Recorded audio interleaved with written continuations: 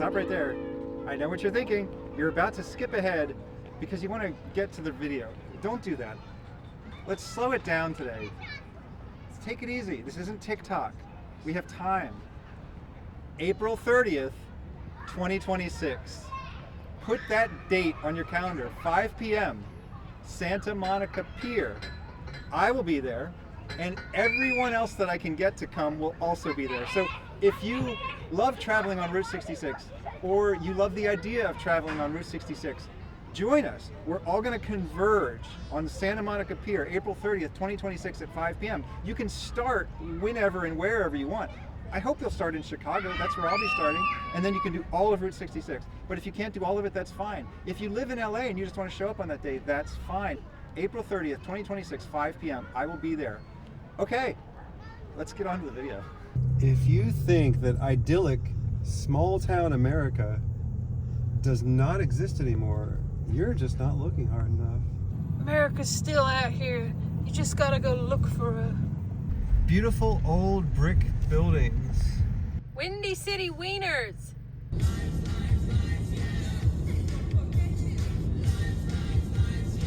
Sydney.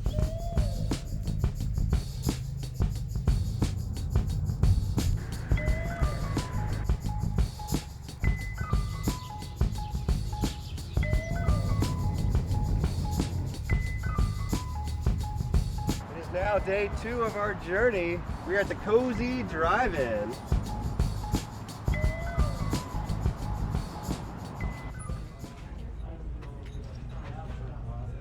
It's all Volkswagen Beetles.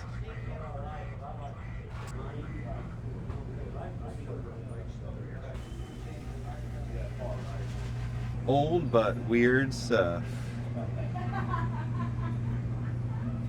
Pinto explodes. 1 killed, 1 injured.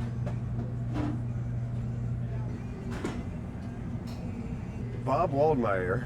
Someone has translated his work, which is a major undertaking when you notice the size of the handwriting. Here's the Japanese version.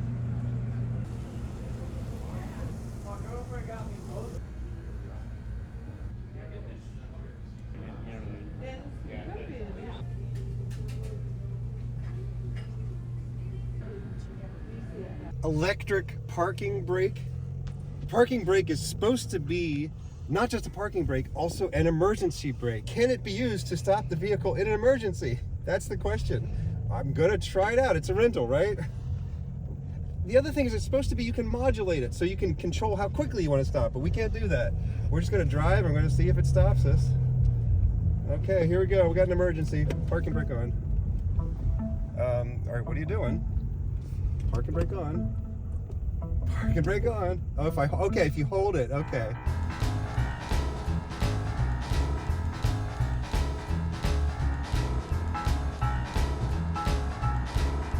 We got a freebie air freshener at the Lincoln Law Office, and it smells terrible. If they offer you a free air freshener, turn them down.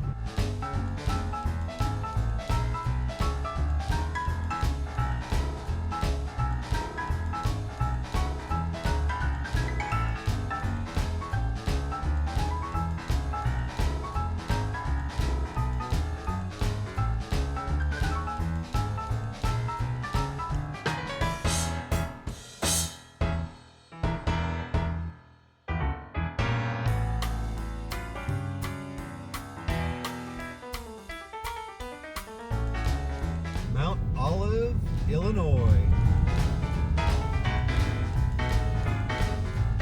We're at Soulsby Service in Mount Olive, Illinois. It's a Shell station. To this day, I prefer to go to Shell stations. Why? Because when I was a kid, I had a Lego set that was a Lego Shell station. So that little partnership between Shell and Lego went a long way. That is playing the long game. There's a squirrel out there. Look at him hop. Oh, do you see him? Hi. My goodness. Oh, there's more of them. There's 3. 1, 2, 3. Oh my goodness, you guys are so cute. Tell us why you like squirrels. Because we don't have them in Australia. Every time I see one, I get so excited. Look how cute you are. Oh, look at you go. Go up the tree. You can do it. I like it when they play chasey around the tree and you just, they spiral up the tree. It is the cutest thing ever. Look at you. No, don't be scared. I like you. Okay, now you're walking in somebody's yard. Oh, sorry. This service ramp has been here a while. Old lichen-covered concrete. It's so cute. Look at him. One time I was catching up with some friends and we were just inside talking, and then outside, right outside, there was a chipmunk eating food, and I'm freaking out over it, and everyone else is ignoring the darn chipmunk. There's me getting excited, going, oh my gosh, there's a chipmunk, and they're all, yeah, whatever, it's just a chipmunk, who cares? It's just a... You just see how cute it is? It stuffs its little face, and it has big puffy cheeks. Matt Skelly has made a discovery. The sign says, yes, they're open, and you can go in. I would never thought to have tried that door because this place is unattended. What a wonderful experience to find something like this taken care of just so that someone like me could come through and experience it.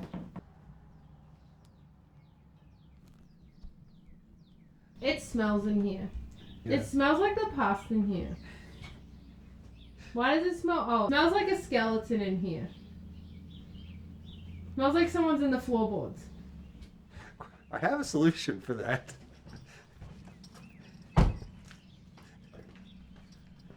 Oh, look, we found the perfect place to put this. There we go. It's our little contribution.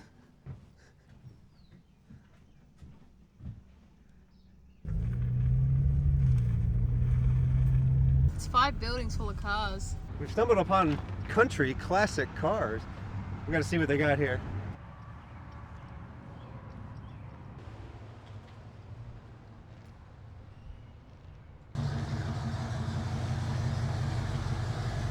Oh, we got a Camaro with 70s stripes on it. Faded original stripes. Z28. The whole thing looks original.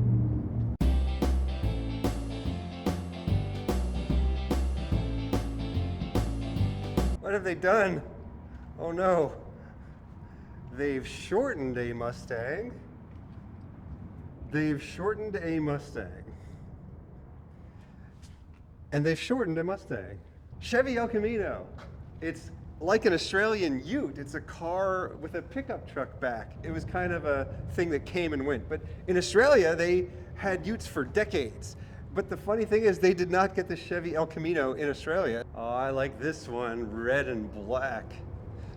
Oldsmobile 88. Oh, look at those hubcaps.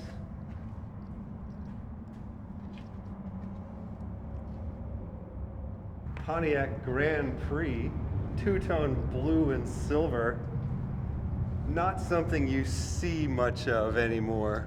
1977, from an era when people didn't really preserve too many cars. Cars weren't that fast, but a lot of them still looked amazing. This one, Edsel. It was a car that everybody hated at the time, and now everybody loves them because they're so quirky. We found the trucks and vans shed. Those colors. These are the kind of colors that were factory colors back in the day, but you wouldn't know that because everything was black and white when you see the films. Beautiful Ford F-150 Ranger, 1979. It's in great shape. Oh, and back when you could have a two-door SUV. Hey, we got another two-door SUV over here. Imagine that. Another F-150 from the 70s. Oh, these stripes. Oh my God. Oh, and the hood too. The stripes aren't just on the side. Look at this Dodge, the big chrome horns, swan hood ornament. Oh, look at the stripes on this one. It's gorgeous. This looks evil. Oh, I love the exhaust pipes sticking out the side and going all the way to the back. Country sedan in as found condition. Untouched. Oh, it has the original tires on it. Might want to replace those. Travelall. This would be the thing to take the whole family with you on your trip down Route 66. Volvo 1800 shooting brake, hatchback.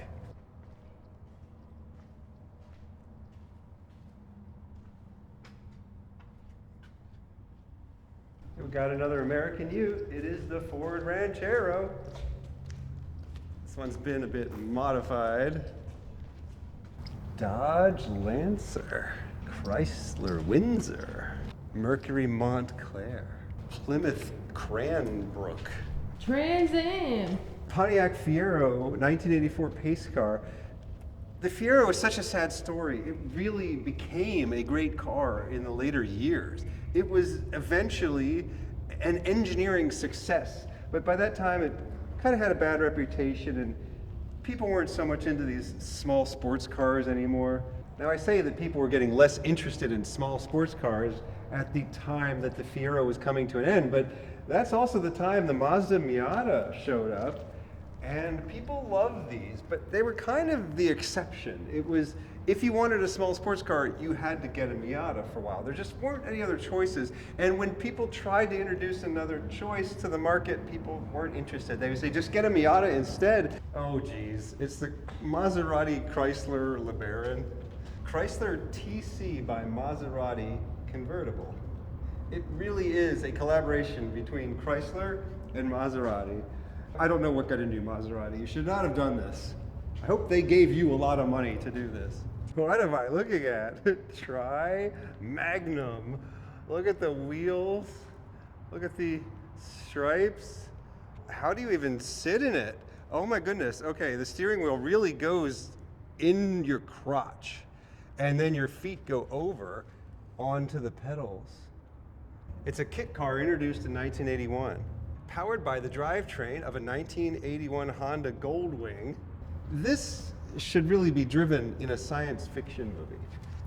If you are making a science fiction movie and you need a prop car, I will watch any film that incorporates this car in, okay? So that's at least $7 admission that you can now, wait, $7? Oh, more like, what do they charge for movies nowadays? I don't go to Probably movies. like $20-something. $20 admission. And it's so weird because you drive it like a car and a motorcycle Sort of. You're at like the same time. You're lying down in it like this. Yeah, but it's the clutch is on the motorcycle handle. Okay. And then you've got your brake pedal and your gas pedal. Okay. But you have to clutch it and shift it.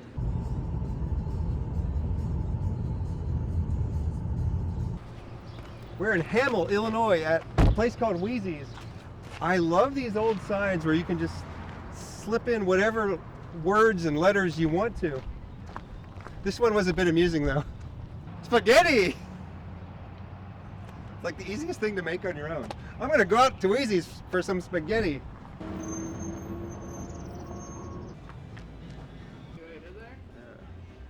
I've seen some 66 out west, and it's really kind of post-apocalyptic. It's just destroyed. And so I haven't been up here before and seen this part of Route 66. There's a lot of restaurants that are actually in business, and really, it's great up here. How far are you going? We're gonna the whole way. I got a ham and cheese. I asked them if I could go out here and change the sign to read ham and cheese, and they did not have any more letters. This is all the letters they have.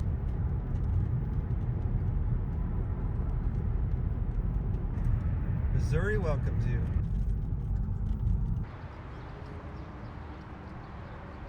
It's the St. Louis Gateway Arch, the gateway to the West. It's time that we talk about manifest destiny. In the 1800s, when everybody was going out into the West, it wasn't all unoccupied. There were people there. When I was growing up, there were these cartoons called Schoolhouse Rock. Your favorite Schoolhouse Rock. They were educational cartoons. They were shown on Saturday mornings incessantly. A lot of them were very good. A lot of them were very educational. But there's one that stuck in my head that seemed a little bit weird called Elbow Room. It had these people doing this dance, Elbow Room. Elbow room, elbow room. Got to get us some elbow room. It's the West or bust. In God we trust. they need room to move their elbows, you know? You need room. And people were crowded in the East Coast. They didn't want to live in the cities anymore, which I get it. I think you should get out of those cities and go west, young man. But there were people out there. And this cartoon, it was essentially propaganda. The only mention it made of the fact that there might be some people already living out there who would be angry about you taking their land was there was one scene where the cartoon character guy's like holding up a gun and he gets shot through the hat with an arrow with a suction cup on the end, and that's it. They said there might be some land right disputes. There were plenty of fights to win land rights, but the West was meant to be. It was a manifest destiny. It basically just glossed over the entire fact that America was a country that was formed on top of another country. And I am not even completely against it. I think there would certainly be ways that the Europeans could live in harmony with the indigenous people of the Americas. And I think that we should have done that, and I think that we failed to do that. But I do love the country that came about. Manifest Destiny is about that. It's about the country that came out of all that. Is this country, the United States, something special? Cultural relativism would say it's just another country.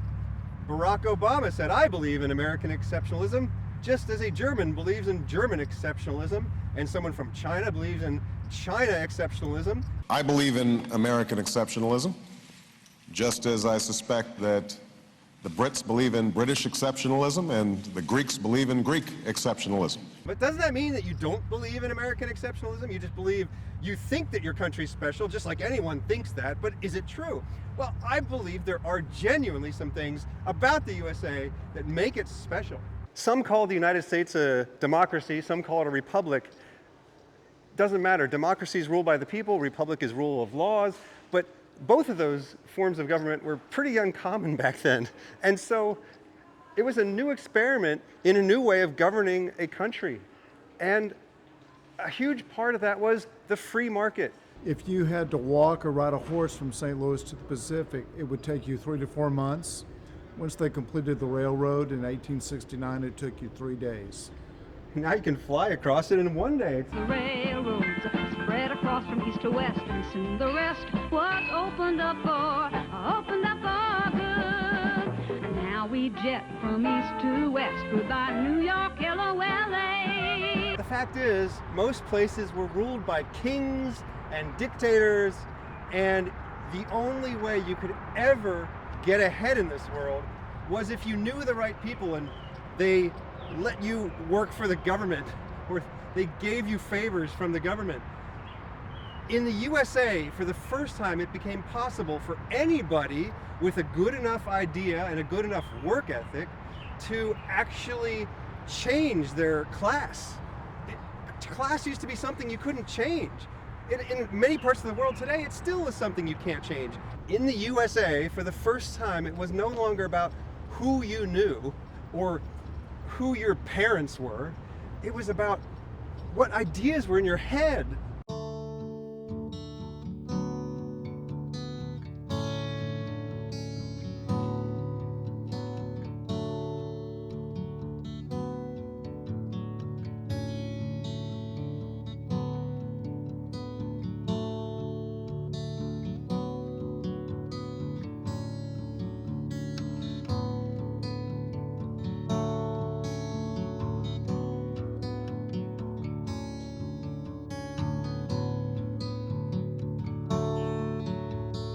My husband was the original carver that was here, but he passed away 20 years ago. So he was 7-time Grand National, 2-time World Champion. You can't use anything except chainsaws. You can use different sizes, but chainsaws only. Teeth and the tongue is all done with the chainsaw. The tongue raised, the hook and the beak, that's all chainsaw work too. So he's the hunter. And you got the bow and the arrows, the claw necklace, the breastplate, the loincloth. But what's neat about this one too, come back here and look on the back side. He's got a big carved Canadian goose that he shot with his bow. And that's why the wings are upside down, so he's taking it home. It's 2 pirates. He's got a hoop earring in the ear over here, a patch on his eye, a hook hand, a peg leg. This is the Twin Towers. That's the front view and that's the back view. So what happens is there's a competition in Michigan. Gary signs up for it. There's no theme, so he can do whatever he wants. So when he signs up, the towers hadn't got hit yet. So he just signs up and we're waiting for the competition to roll around. 4 days before the competition takes place, the towers got attacked. So that's on a Tuesday. 2 days later, on Thursday, in the middle of the night, it's about 3 in the morning, he's sleeping. Once he jumps out of bed, he goes, I know what I'm doing. I just saw a vision of it. And Gary sketches this out at the kitchen table at 3 o'clock in the morning so he doesn't forget it. So it's both towers with all the windows going down the front and down the back side. A fireman running in, the Pentagon's down at the bottom, New York City's on the back side, 2 eagles facing each other. That's a big eagle looking down at the towers. He has a leg mounted on each tower. He titles his competition pieces and he called it United We Stand, and he put God Bless on the back. So even though now he's got the vision of what he's going to do, as soon as he has that vision, he's starting to get really nervous about doing it because they just got hit 2 days before that. Everybody you're talking to is crying, they're upset. Gary kept saying it's way too soon to do it, it's too raw, that people might take it wrong and think he's being disrespectful if he carves it out this soon. So he decides he's going to scrap the idea and come up with something fresh. So it gets time to get ready to pack to go, and he comes to me and he goes, you know what? He goes, I had that vision for a reason. I can't come up with anything else. I think I'm supposed to go do it. But he said the only thing with this piece, he said if he stuck with it and he did it, he goes, the reaction's going to be extreme and they're going to love it or hate it, but nobody's going to be in the middle. And Gary goes, I'm pretty sure it's going to go the wrong way. But since he signed up, he decides he'll drive there. And hopefully by the time he gets there, we get the logs set up and everything, he'll come up with a new idea. Once again, all the way to the last minute, he couldn't come up with anything. So he decides he's just going to have to carve it out, whatever happens. But he said they're going to love it or hate it, but nobody's going to be in the middle. But he carved it out, he turned around, everybody's giving him a standing ovation. Most of them were crying, and he got first place. That's Gary. This is the very last competition he gets to do, but he has no idea this is going to end up being his final competition. So he's only 52 years old. He's young, he's healthy, he's got no issues. This is a clearer picture of the piece. So he's got a chainsaw carving guy with all the detail, holding a chainsaw, carving out a banked eagle with a fish in his talons. And he decided he's going to call it that final cut because the carving guy is putting that last cut there on the eagle's tail. But what happens is 3 months after he carves that out, he goes outside to carve one morning, and overnight he forgets how to carve.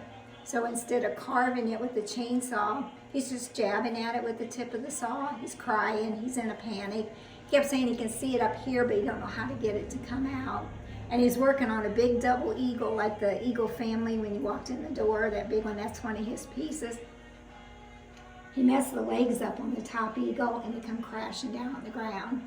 And even his eagles didn't look anything like his eagles. They looked like somebody that was first starting to carve and they decided to do the most complicated piece they could think of doing. So anyway, now 2 days later, all of a sudden, now he can't read, he can't write, couldn't answer the phone, he couldn't change channels on the TV. He don't know how long he's been carving, he can't sign his name, he can't drive, he can't find his clothing. So we take him to get tested, and they found out he had a rare brain cancer that there was no cure for. But back to this piece, the guy chainsaw carving and called it that final cut, like he was doing a self-portrait. It was never supposed to be him, but that's just the way the cards fell. He got diagnosed in February, the first part of February, and he died in October. Have you remarried since? Or? No. Tried to keep the shop open. Yeah. And at the time, he still had carvings to sell, but when they carved that, sold out to get other carvings from some other carvers around. Yeah. And still keep the small stuff like we do. Mm-hmm. And so I tried to do that, and then, yeah, it Seems like you've done a good job. Keeps his memory alive. The hardest part of this is trying to figure out what to do and what not to do when you are on a time budget. 10 days, it turns out, is not enough.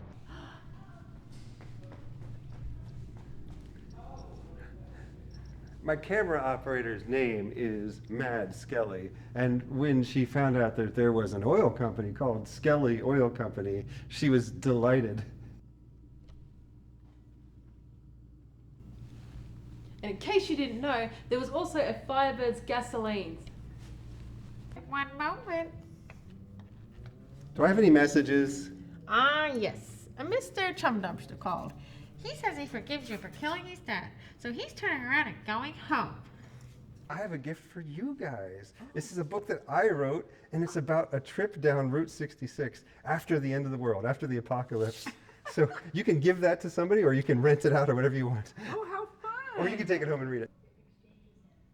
Going to Bucky's. Bucky's! We are at Bucky's! we're at the best gas station on earth. One of the Bucky's locations is the largest gas station in the world, and you can see why. There are gas pumps as far as the eye can see. This is the first Bucky's on Route 66. There is another one coming. This one is in Springfield, Missouri. The new one is going to be in Amarillo, Texas. Let's go visit the Bucky's statue. There's a new statue. Let's go there.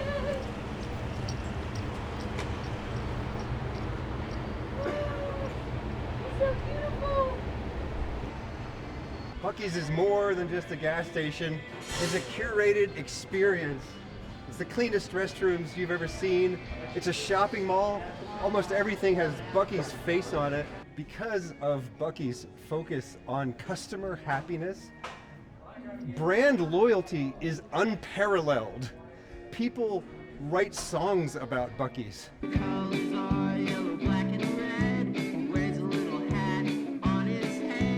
For 4th of July, you can get a patriotic Bucky. We have asked if you can buy this one, and unfortunately the answer is no. Bucky's is a fashion brand in himself. People are more than happy to advertise for Bucky's. You can buy Bucky's anything. Bucky's bikini, Bucky's socks, Bucky's towels. Bucky's ducks. Bucky's dodgeball. Dodge. Ooh. Bucky's is a privately held company. That means they don't have to worry about shareholder short-term profits. They're focused only on the customer.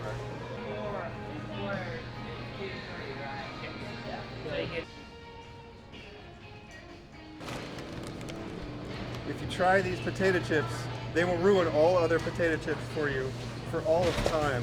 These will be the only potato chips you choose to eat. And now it's time to sit on the ground and eat like some kind of bum. Yeah, we're bummed. Because there are no tables. The bathrooms are clean enough, you could sit in there and eat. There's a cute dog in the back of the truck. He looks really cute and I like him. Springfield, Missouri.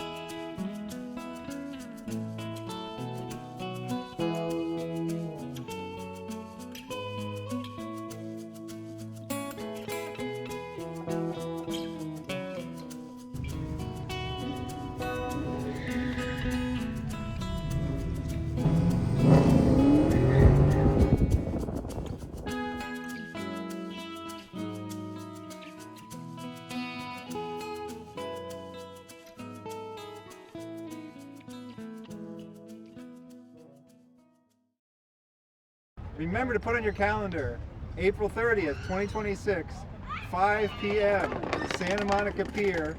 See you there. Thanks to Matt Skelly for the camera. Thank you for inviting us into your home or onto your portable device. Y'all have a good night now, you hear? Mwah!